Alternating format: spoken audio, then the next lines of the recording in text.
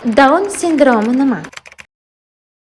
Down sindromi bu genetik holat bo'lib, insonda juft xromosomalar bo'ladi oddiy insonlarda va bu insonlarda 21-xromosomasida trisomiya, ya'ni 3-nusxasi paydo bo'lishi mana shunday holatni keltirib chiqaradi.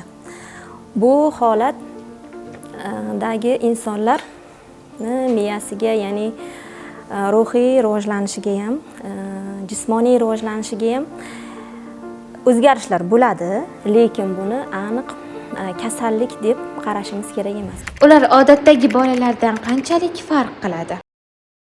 Ular odatdagi bolalardan farqi xuddi boshqa bolalar singari juda ham beg'ubor, mehrga to'la qalbli.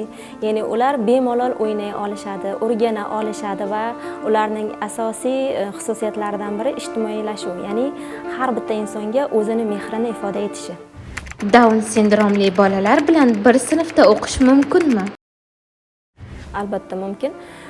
Bu bolalarni jamiyatga qo'shish juda ham muhim. Ya'ni maktabda, ya'ni jamiyatga qo'shilishi kerak. Bu bolalar bilan o'qiganida, oddiy bolalar bilan o'qiganda boshqa bolalarda ham mehr tuyg'usi shakllanadi. Chunki bu bolalarda o'zidan xuddiki quyoshchalar deymizda ularni, xuddiki mehr taralib turadi-da. Shuni boshqa bolalar o'rnak olishi mumkin va o'sha yerdagi yaratilgan tugaraklar o'sha bolani ichidagi imkoniyatini, qobiliyatini yanada rivojlantirib bera oladi. Ular mehnat qila oladimi? Albatta, mehnat qila oladi, chunki bularni asosiy rivojlantirish va ya'ni jamiyatga qo'shishni shakli mehnat.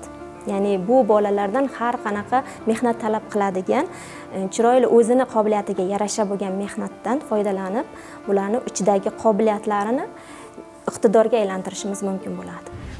Down sindromi bo'lgan insonlar bilan bog'liq qanday noto'g'ri fikrlar tarqalgan?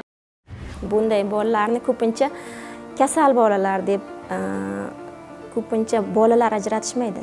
Achinarlisi katta insonlar ajratishga harakat qilishadi. Bular o'zlashtira olmaydi, qanaqadir yuqumlimi deb o'ylashadimi, u kattalarning ongida. Lekin bolalar bilan o'ynaganda shu qadar beg'uborligini ko'rishimiz mumkin ularni. Ulardagi bir-biriga shu qadar moslashuvchanligini ko'rishimiz mumkin. Ana shunaqa stereotiplarni olishimiz kerak, ayniqsa kattalarni miyasidan. Ya'ni o'sha bu insonlar ham bu dunyoga keldimi, mana shu dunyoda yashashga, rivojlanishga, o'sishga haqqi bor va bu insonlar ham jamiyatning haqqoniy a'zosi sifatida qabul qilinishi kerak. Down sindromli insonlardan ham juda ham kuchli mutaxassislar chiqqan. Masalan, Yevgeniy Sayda olishimiz mumkin. Bu inson o'zi teatr va rassomchilik dizayneri hamda ekskursovod, ya'ni turistlarga ekskursiyavodlik qiladi va shu bilan birgalikda aktrisa ham.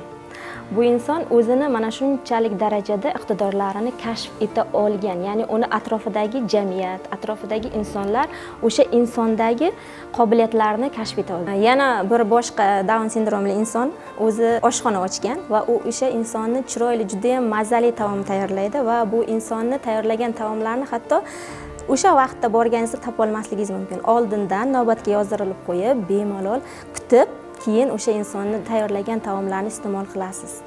Va bundan tashqari sportchilarimiz bor, orkestrlarimiz bor, san'at sohasida, ya'ni alohida teatrlar bor, hattoki Down sindromli insonlar ishtirokidagi. Ular juda ham mehrni ifoda etishlari chiroyli bo'lganligi uchun ularga tomoshabinlar juda ham ko'p kelishadi. Down sindromiga ega insonlar boshqacha emas, ular shunchaki o'ziga xos. Ularni ko'rish, tushunish va qabul qilish orqali biz o'z insoniyligimizni namoyon qilamiz.